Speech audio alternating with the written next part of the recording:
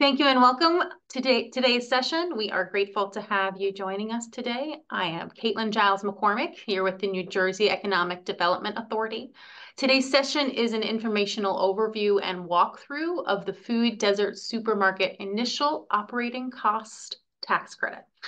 The goal of this program and the eligible applicants is very specific, which the presenters will go into detail about. But if you aren't directly eligible, please keep in mind some of your partners or some other folks that may be eligible. And then you can also check out the other many NJEDA programs that we do have. Now, to officially get us started with the content, I'm going to shift things over to our Senior Advisor of Food Desert Relief, Brian Todd. Brian? Thank you very much, and good afternoon, everyone, and welcome to our webinar on the Supermarket Operating Cost Tax Credit. And just for anyone wanting to know more about the program, here are some resources that you can go to, including our website about the entire program. Again, we will be looking at the Q&A during the program, so use the Q&A tab and put them in. If there are any other questions you come up with afterwards when looking through the slides, so we're listening to the recording again, please feel free to email us at fooddesertrelief@njeda.gov. And again, the recording of the webinar will be posted sometime after the event at this link here, and the slides will be up there as well. So, and as Caitlin mentioned, if there are others in your organization who would benefit from this, please feel free to share these links at any time, as well as our contact information.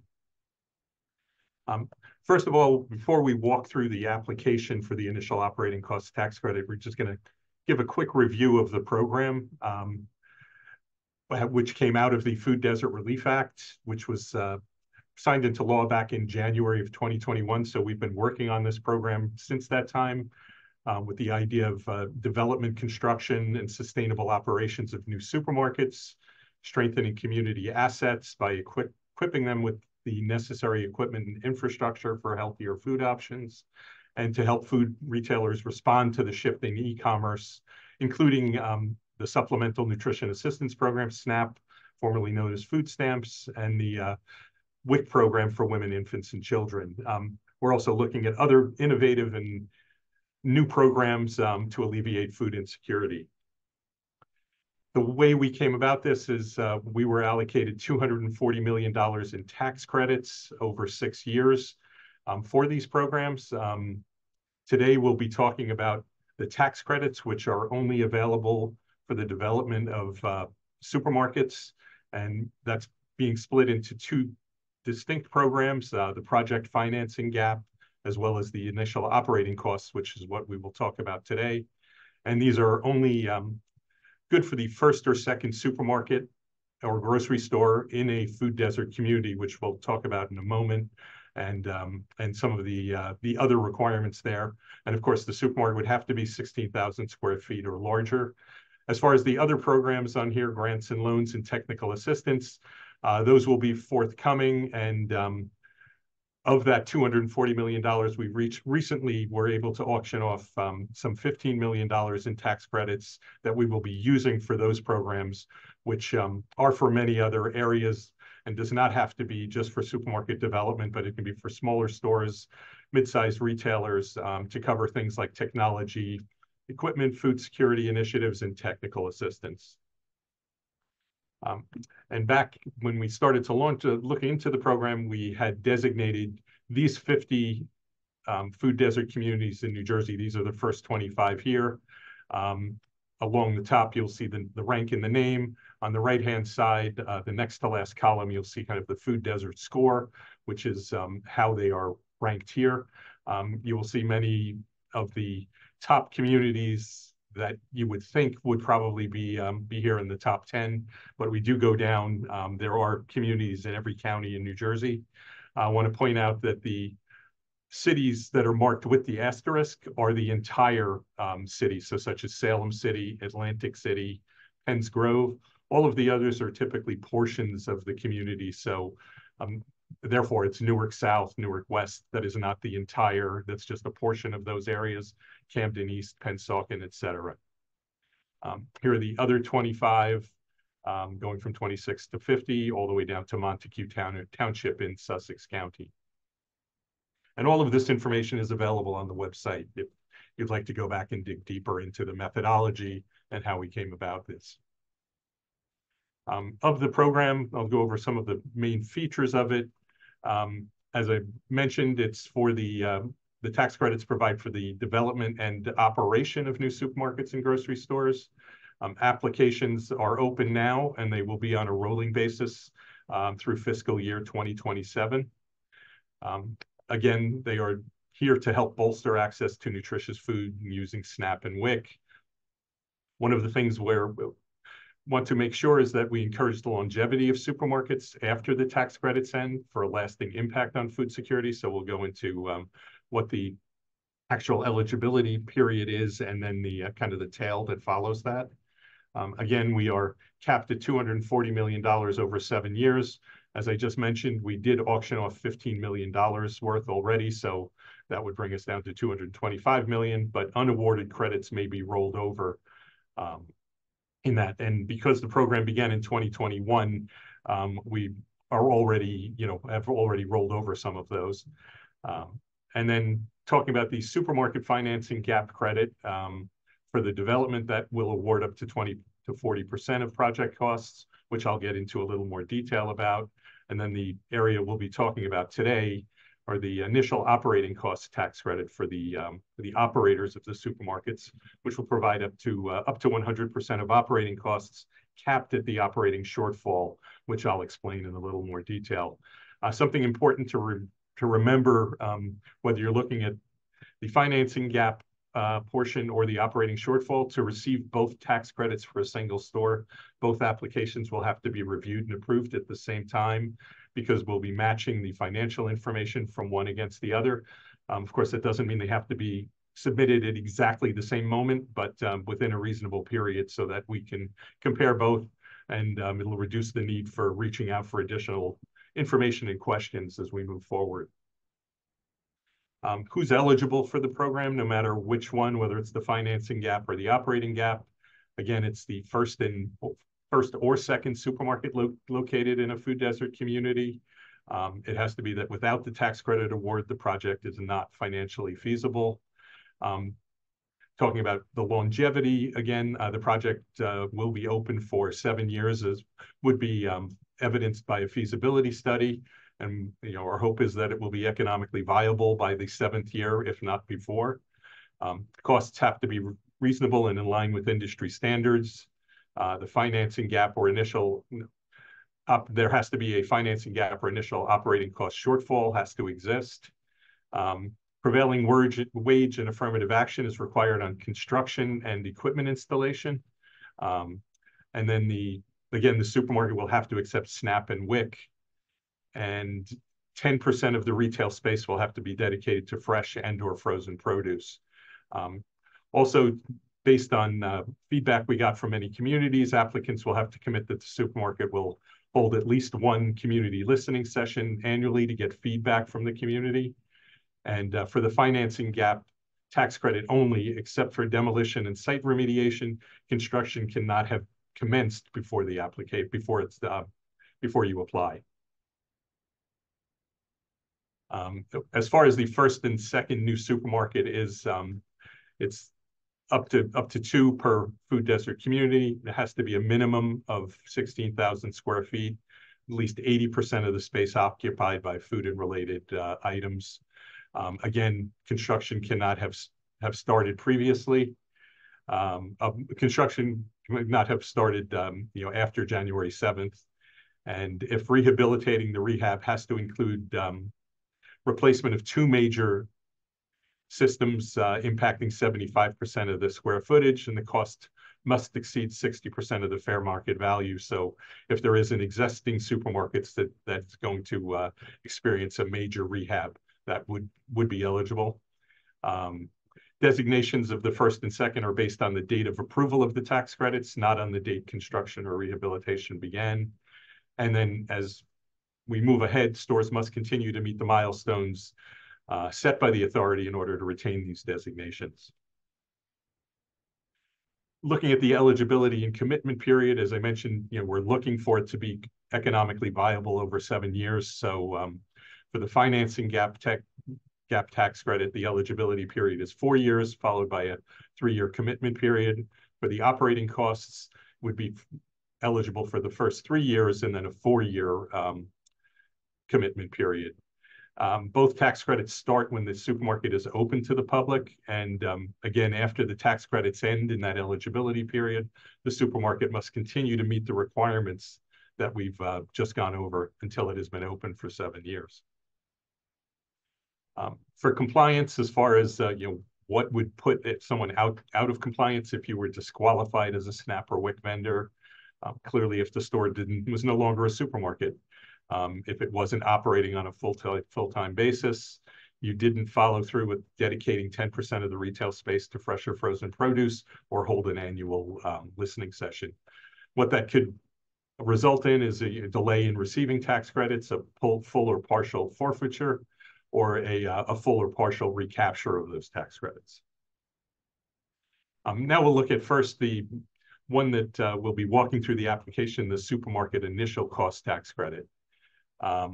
What this is, in order to make the supermarket viable, to help operators offset those costs that they may incur during the first 3 years, typically losses for the supermarket. So we want to make them whole during that period. So basically, the initial operating shortfall is the equivalent of the initial operating costs plus your net operating profit, which is an industry standard, minus net income. If that number is negative, there technically is not a shortfall. Initial operating costs are eligible costs within 1 month, will include eligible costs in 1 month before the store opening and for 3 years after. The costs must be aligned with industry standards, and of that, inventory cost of goods sold is not included.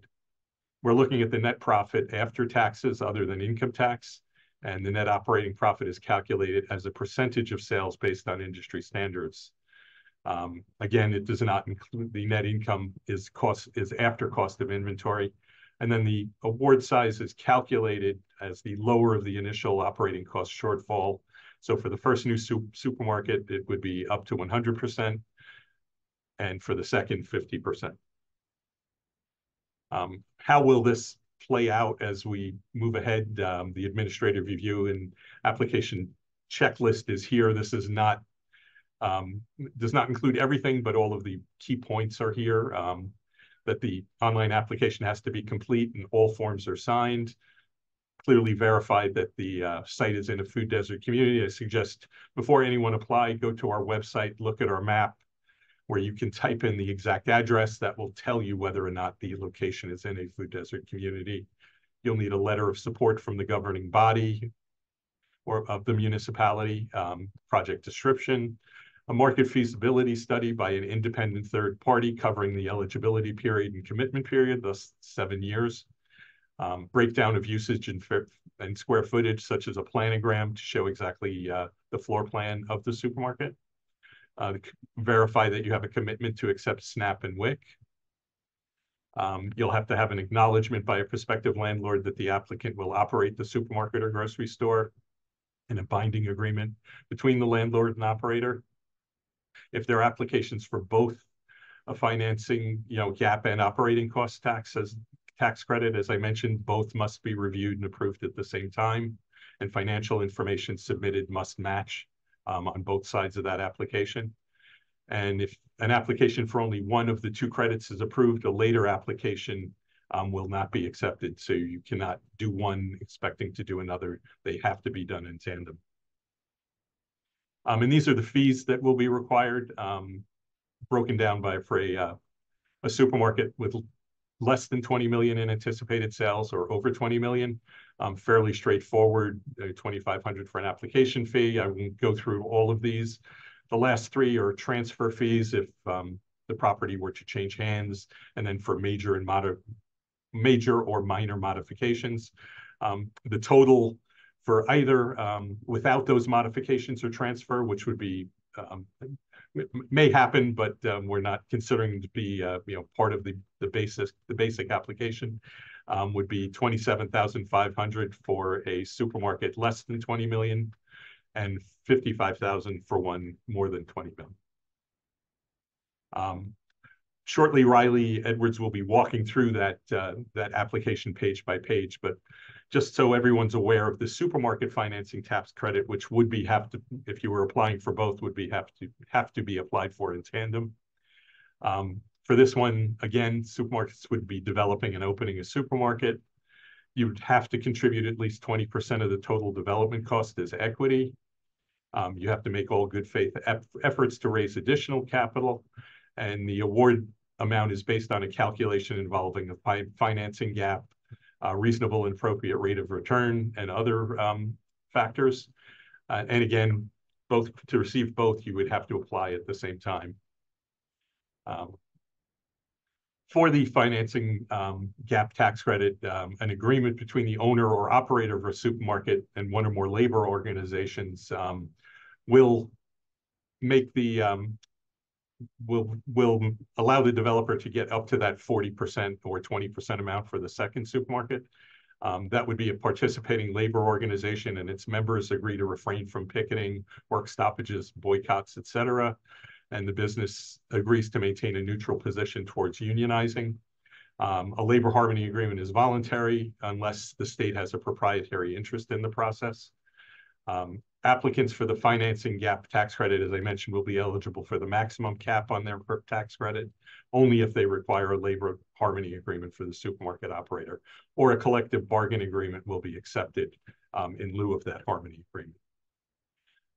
This kind of breaks out in a simple little table on what it would mean for the first supermarket. Without an agreement, you would get 30%. With an agreement, you would get 40%.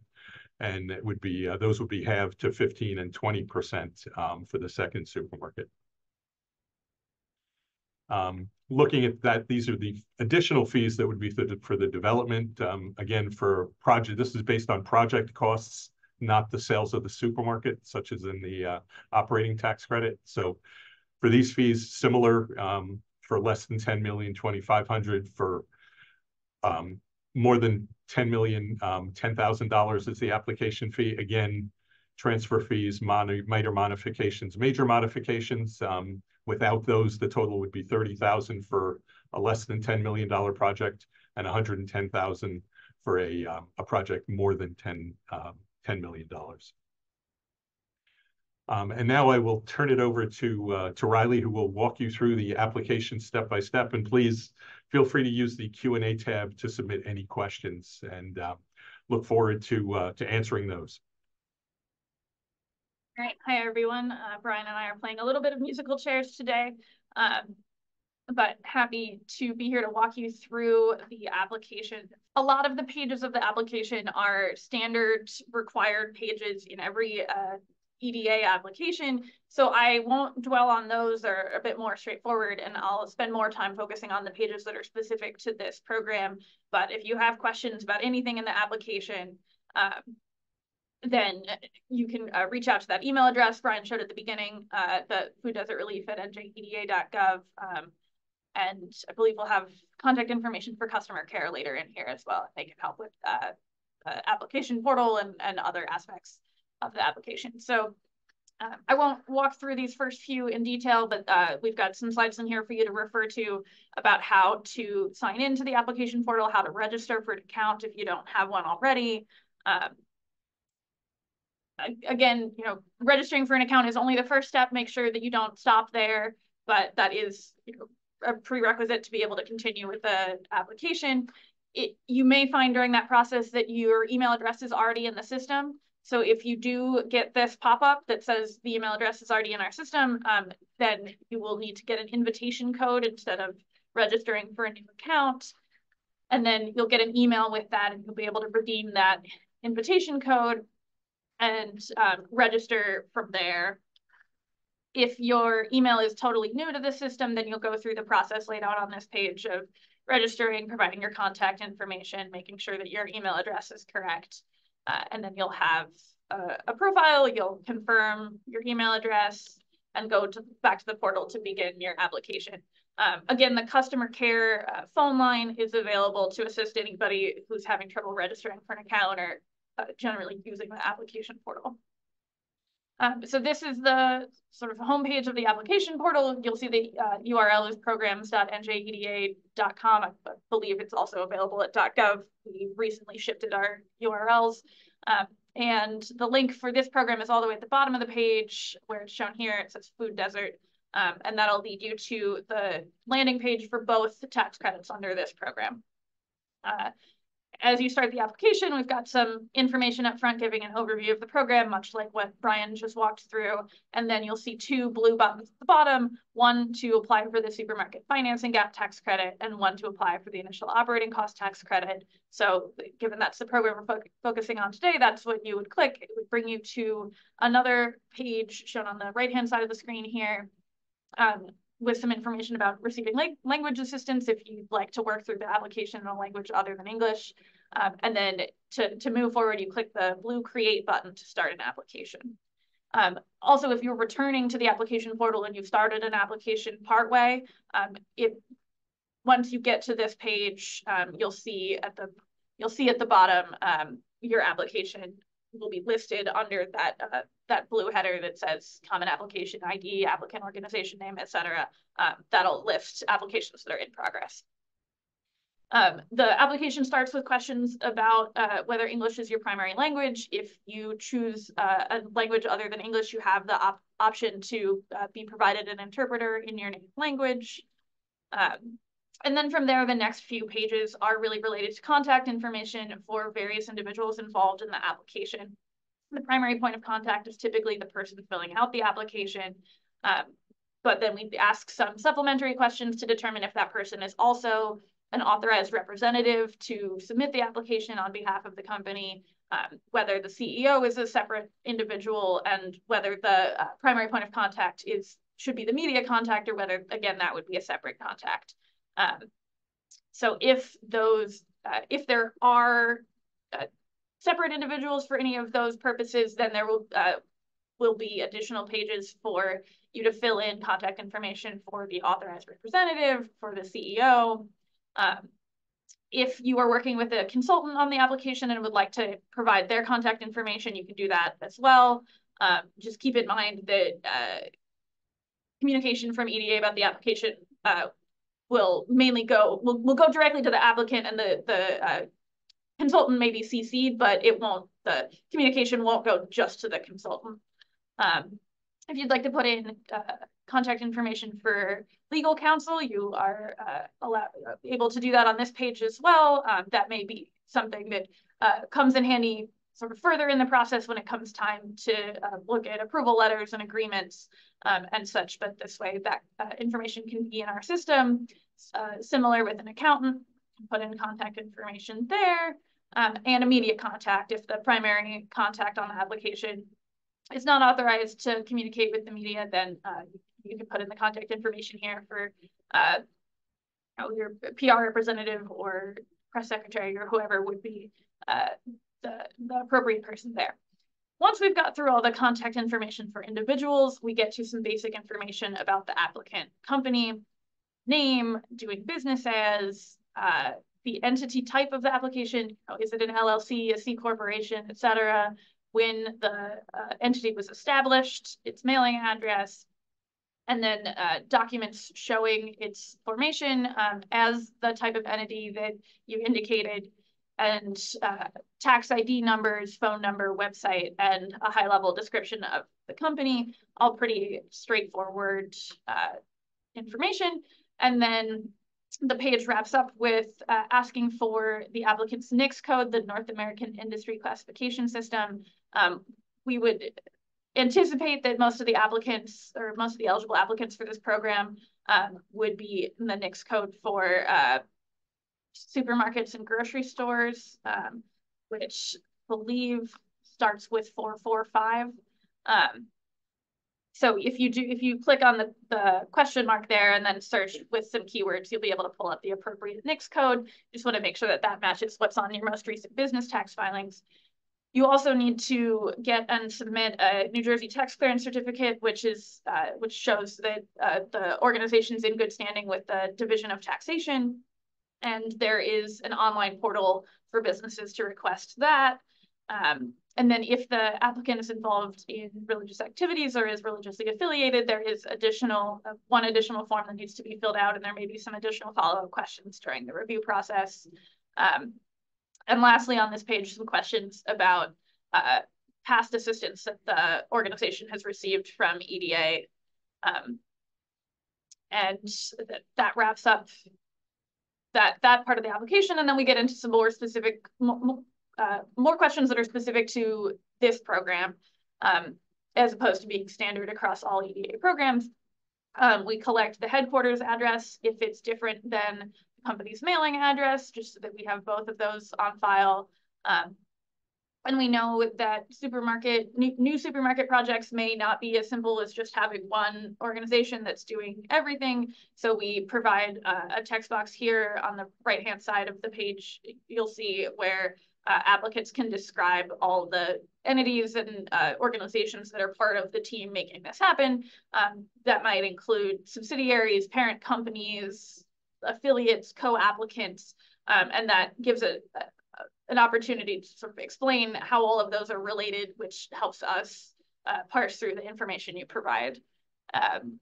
Also an organizational chart that sort of visually shows all of the entities in that description, and then any other materials that you want to provide that speak to experience with similar projects and capability to do the project described.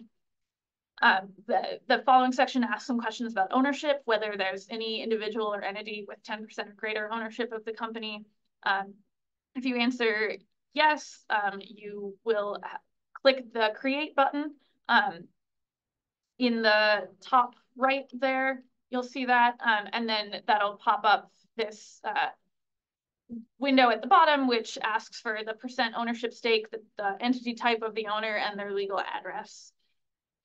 And then the following section asks about affiliates. Again, this is putting together the picture of who are all the entities involved in the project. And there's a specific definition of affiliate here, so just make sure that you're reading that carefully, and there's no need to include entities here that don't fit that definition. But if you do have any relevant affiliates, you would select yes, click the Add Affiliate button, and again, get a pop-up window with that requests further information about the affiliate, very similar information to what's asked about the applicant themselves. So nothing too new there. And then the last piece of this gathering information about the project team and the entities involved is a page asking about a co-applicant. So there's a very specific definition of a co-applicant here. A co-applicant can only be an entity that's a nonprofit under Section 501c3 of the Internal Revenue Code. They have to contribute to the project, either capital, services that directly affect the anticipated users or customers of the project. And they have to enter into a participation agreement with the developer that specifies their role in the project. So if there is a co-applicant associated with the project, again, you would click the Create button, and there would be pop-up windows that follow that ask for detailed information about the co-applicant. There's a list here of the documentation that's required. The documentation required for the co-applicant is almost as comprehensive as what's required for the applicant. So just keep in mind, it's not all necessarily shown on this page. This is a pretty significant piece of the application to fill out if you do have a co-applicant on board. And then moving on from the project team to the project itself. We, on this page, are looking for the name of the project and a general description of the project. I see a question popped up. What if there's no co-applicant? The first question on that page is there a co-applicant associated with the project? If you select no, you don't have to fill out anything else. You can move on to the next page. This is just there for applicants that do have a co-applicant. General project information. So we ask for a 1 to 2 paragraph description of the project, description of the targeted customers and anticipated demand. You can upload additional materials that share more detail about the project location, both its address and its block and lot, and if it covers multiple blocks and lots, you can fill those in as needed. You also need to identify which food desert community the project is located in and upload a screenshot from that interactive map that's linked in the chat. So you can show that the address for the project is within the boundaries of the food desert community. As Brian mentioned, that's just a really good first pass thing to do when you're thinking about one of these projects. Just open up the map, make sure the location you're thinking of is in a food desert community before you get further into the process. Then we have some questions about site control.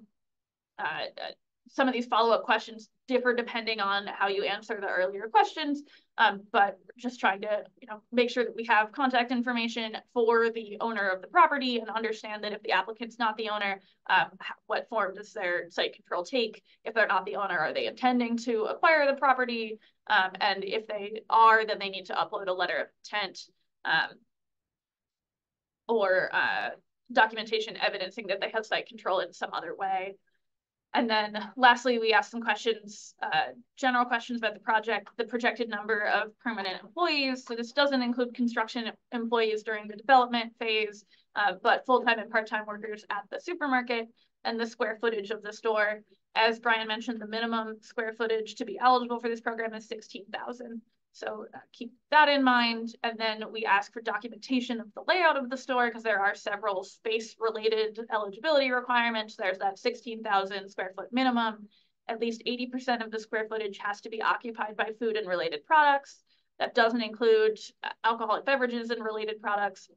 And at least 10% of retail space has to be dedicated to fresh or frozen fruits and vegetables. So that documentation, whether it's a planogram, a floor plan, whatever form that takes, needs to show that the store, currently or as it's planned, meets those specific requirements. You also then need to include a letter of support from the governing body of the municipality where the project is located. And that's to help EDA see that the municipality is on board, and even if the project doesn't have all its full permits yet, that the municipality expects that there won't be major challenges with receiving those permits because the project is in line with the municipality's plans and priorities.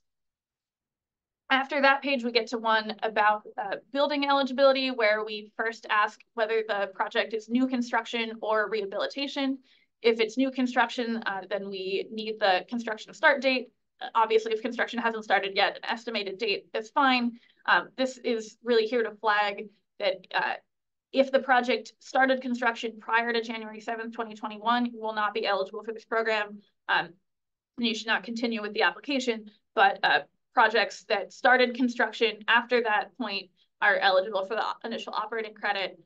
If a project has already started construction, it's eligible for the operating credit, but not for the financing gap credit, because that's meant to incentivize construction that wouldn't otherwise happen. If you do select rehabilitation instead of construction, on the right-hand side here, you'll see we ask for the start date of the rehabilitation and then a narrative description of the work that either has taken place or will take place, and a detailed definition of what benchmarks the rehabilitation has to meet in order to qualify under this program, which Brian went through previously, and then a space to upload additional documentation showing that the rehabilitation meets those requirements. After that page, we move to a section on permits and approvals. There are two different sections to this page. First, we ask about specific New Jersey state sister agencies. That's the New Jersey Department of Labor, the Department of Environmental Protection, and the Department of the Treasury. So if there are any permits, approvals, obligations, or responsibilities that the applicant has with any of those agencies, that you need to click create here and fill out further information there. And just to be clear, these are any permits, obligations, approvals, etc., that the applicant has that not necessarily specific to this project. One of the requirements of the program is that applicants need to be in good standing with all three of these sister agencies. So this is an opportunity for EDA to ensure that that the applicant is not behind on responsibilities or defaulting on anything with any of these other agencies. The second half of the page is specific to permits and approvals for the project, and this can be at any level, not just the state level, and not necessarily those three specific agencies. But if you have project-specific permits or approvals, you'd click create and then fill in the information here. And then later in the process, once a award is approved, we would use this to ensure, we would use this basically as the basis for a checklist to make sure that all of these permits were approved and received before the store opened. After the permits and approvals page, we have a section asking some questions about the developer and or landlord of the supermarket. So the assumption in this program is that the applicant is the operator of the supermarket, and they may or may not be the developer as well. So we first ask for the applicant to upload a binding agreement between the applicant and the landlord. If the applicant owns the building and is their own landlord, you can just upload documentation saying that. But if the landlord is a separate entity, then you need to upload a lease or some similar agreement, as well as certification from the landlord showing that they know that the applicant is planning to open a supermarket in that space and apply for this tax credit. And then we ask whether the applicant will also be the developer of the supermarket or grocery store. We know there may be some situations where the operator and developer have the same parent company, but are not the same legal entity. So in that case, you would select no, and the applicant would not be the developer, and then name the specific legal entity that would be the developer. If the applicant will be the developer, click yes, and then in both of those cases, we next ask whether the entity that is the developer intends to apply for the financing gap tax credit. This is just to give us sort of an early alert to expect a second application related to the same project. It's not a binding answer. If you say no here and change your mind and you do want to submit the developer does want to submit an application, that's totally fine. This is just a way for us to get a view into what might be coming down the pipeline. The next section we have is on project economics. The first section on this page asks for sources and uses of funding for the project. There is an Excel spreadsheet template that you'll download, fill out, and upload. It's relatively simple and straightforward. I would say it's more complex for the financing gap tax credit, but here we're really focused just on the operating side. And as Brian mentioned, the costs within 1 month prior to opening and 3 years after opening. If there is any debt financing, grants, other tax credits, any other sources of funding for the program, other than sort of the store's operations and revenue itself, then you would need to upload documentation for each of those funding sources in this next section. And then each project will need to upload a feasibility study, which has to show specific things. Brian went through some of these earlier, that it has to demonstrate that the store has or expects to have an initial operating shortfall during those first 3 years of eligibility, and that by the end of a 7-year period, the store is projected to be economically, commercially viable. The goal of the program is really to help stores get on their feet, get off the ground, but to be supporting stores that can stand on their own after that initial support, so that they provide long-lasting access to food in these communities, rather than ending as soon as the tax credits end. The last section on this page is projected income statement. Again, there's an Excel template here with some detailed instructions, and this helps us do the calculations on the operating shortfall, as Brian walked through. So that's sort of the source of the numbers to do the math on the award amount, and there's more information in the template itself. I see a question, does EDA have resources for independent third-party firms that can conduct a feasibility study? So we can't refer you to anyone in particular, unfortunately, but maybe there are other attendees who could put something in the chat. The next section on project timeline If the supermarket is currently open, you answer yes. There are no further questions on this page. But if the supermarket's not yet open, then we ask for documentation showing when the supermarket is expected to reach these different milestones, when they have site plan approval, when they have committed financing, when they get their temporary certificate of occupancy, when they're expected to open for business to the public. If they're anywhere along that stage, they would only need to show estimates for the timeline from then on. But this just gives us a sense of when to expect the tax credit issuance to begin, since eligibility begins with when the store opens. The next page asks for acknowledgement of prevailing wage and affirmative action requirements. This applies to any construction on the project. So make sure you read through this carefully. There's also a notice at the bottom of the page that you download, review, complete, and upload, again with more detail on those requirements. The next page asks for acknowledgement of some requirements that are specific to this program. As Brian went through, the applicant has to commit to accept benefits from SNAP and WIC, has to hold at least one public listening session a year in the food desert community where the store is located, and has to maintain at least 10% of retail space dedicated to fresh and frozen fruits and vegetables. After that, we get back into some pages that are required for every applicant for every EDA program. We have a couple of questions about whether the applicant is a cannabis licensee or an employer of a personal use cannabis business, because there are restrictions on EDA's ability to provide assistance to businesses in those categories.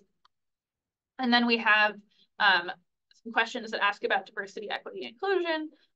These are all optional, but they are helpful for EDA to get a full picture of the businesses that we're supporting in the state, who they're owned by, what their DEI practices are, to ensure that we're providing resources that are meeting the needs of the state and the diverse population. Next, we have a question about who is filling out the application, which is sort of a gatekeeper page for the pages that follow. If the individual filling out the application is not an employee of the applicant organization and you click no, the next pages will offer you space to download various PDFs that somebody who is an authorized representative of the applicant organization will need to complete and upload. If you are an employee of the organization, then you indicate whether you are one of which one of these categories you fall into. If you're not in any of those categories, again, you will be provided with PDF downloads for an authorized representative to complete. But if the person filling out the application themselves is an authorized representative, then these certifications are built into the application. So this is what you will see if you're not an authorized representative. You can download all 4 of these certifications and upload them when they're signed and completed. If you are an authorized representative, again, they're built into the application. This is EDA's standard legal questionnaire. It does ask about entities that hold a 30% or more ownership interest in the applicant, and then the following questions apply to those entities as well. Again, additional questions on the legal questionnaire, and then at the end, an electronic signature on that, as well as a space to upload any additional information on any questions where the applicant answers yes. The next certification is a certification of non-involvement in prohibited activities in Russia or Belarus, which is due to a state-level executive order. This requirement is a bit in flux right now. There is ongoing litigation. We are still including this in the application so that we basically have you covered in case, depending on the outcome of that litigation. But you'll see some specific directions here about how to approach this form, given that the requirements are sort of in limbo right now. Lastly, this is when the authorized representative certifies the application as a whole, saying that it's true and complete. If it's willfully false, EDA might terminate the financial assistance, and so on and so forth. And then from there, it goes to fee payment. I won't walk through this in detail, but there are 2 options for fee payment: credit card and check. And there's the online interface gives you the instructions, walks you through for whichever one you choose. And then you provide a final electronic signature and hit submit.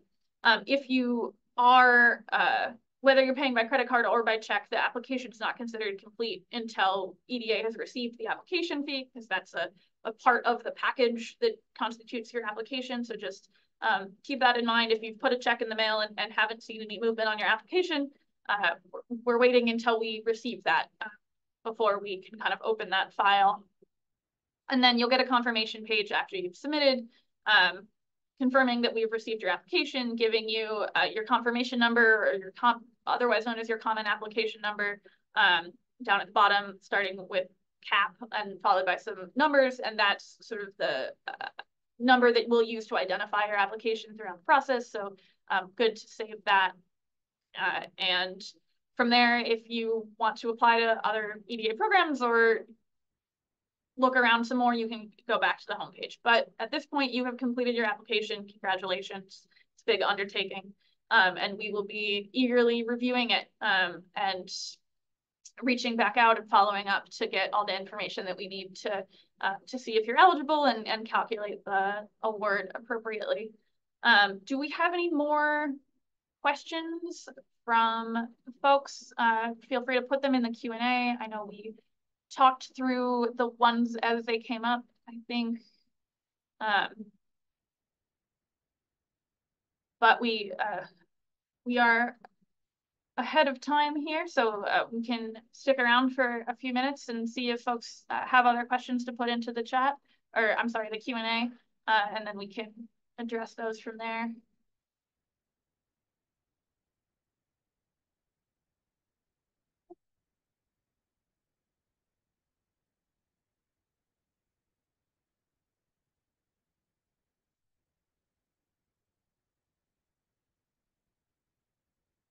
How is the shortfall credit calculated? All right, let's go back a ways. I apologize. I'm sure this is making somebody dizzy looking at this, but that's a great question and really important to understanding this program. So as Brian said, this program is designed basically to fill the gap, understanding that lots of supermarkets are not profitable in their first few years. But also it's, as I mentioned, it's designed to support stores that will eventually be able to stand on their own.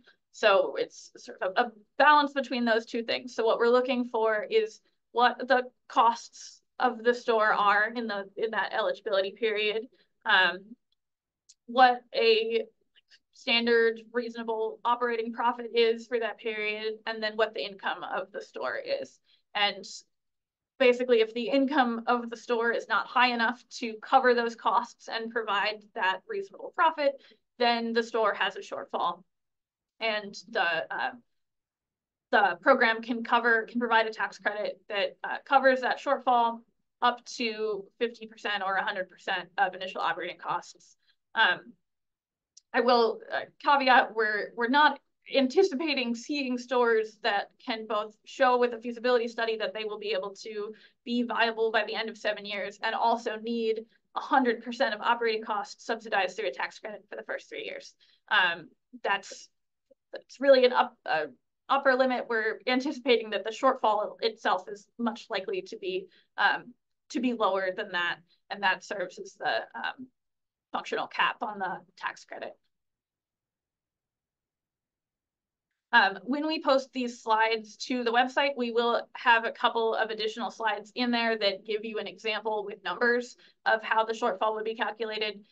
We didn't include those for this walkthrough just because the application has enough detail, and walking everybody through some algebra equations, just a little bit too much to do all at once. But you'll be able to refer to those in the slides. See somebody asked in the chat, where can we obtain the application information? Is there someone we can speak with after this presentation? So I will go back up to our first slides, that gives contact info. So a whole bunch of application information lives on this webpage, so you can refer to that at your convenience. These slides will be up there. This recording will be up there. A PDF of the sample application will be up there. You are also more than welcome to email us at this address. You'll get in touch with Brian or I or other members of the team, and we can help answer specific questions from there. If you are having sort of technical issues as you're filling out an application, then customer care is probably your best bet. But we are available at this email address, and then we can follow up with you as needed from there. Also, if you want to see the application or start one for yourself, if you go to the website on this page, there's a link at the top for you to go straight to the application. So this is the only link you really need. Everything is available from here.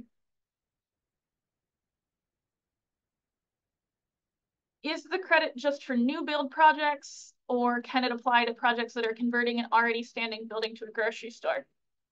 So projects that are, it doesn't have to be just a new build, but for it to qualify as a rehabilitation, there are specific requirements that the project has to meet that I will pull up on the screen in a second. Oh, here we go. So it's the bullet point in the middle of the page here that's really the key. If it's not new construction, in order to qualify as rehabilitation, that work has to include repair or replacement of 2 major systems. We have a list of what those major systems are in the rules for the program, which are available for download on the website. Just didn't want to include that much specific detail on these slides, but that is available. And if you reach out, we can provide you that list. The rehabilitation has to impact 75% of the square footage. So it can't be something that just touches the very front of the store. It has to be pretty comprehensive.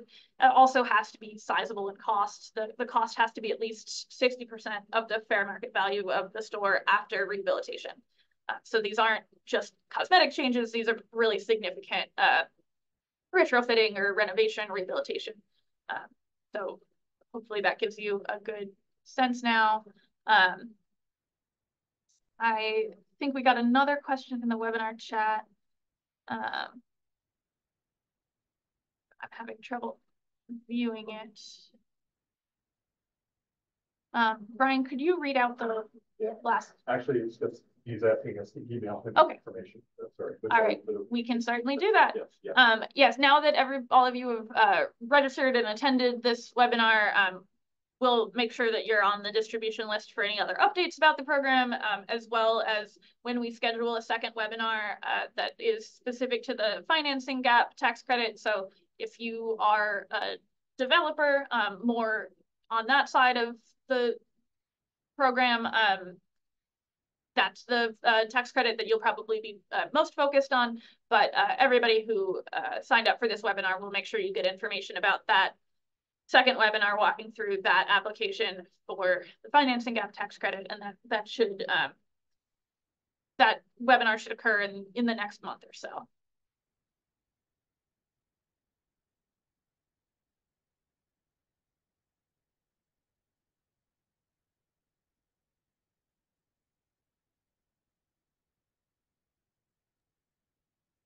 All right. We're all set, Riley? I think so. I'm not seeing any other questions popping up. If folks do have additional questions, again, I'll put the page up with the email address and the web page. So don't hesitate to reach out. We're excited for the prospects of this program, and we'd love to see more successful supermarkets operating in food deserts. So if that's a goal you share, get in touch. Thank you.